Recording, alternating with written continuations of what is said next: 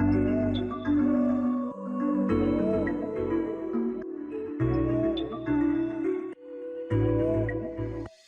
this video, I will be telling you about one of the cool features of VS Code editor.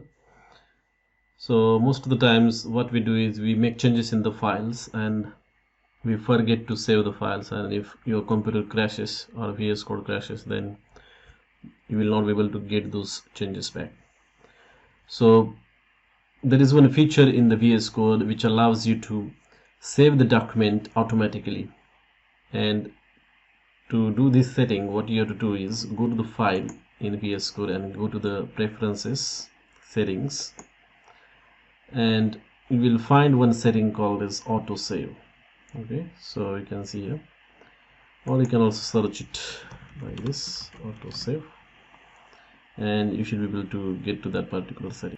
So by default the setting is off. That means files will not be saved automatically. Okay, but you can change it obviously, so you can put after delay.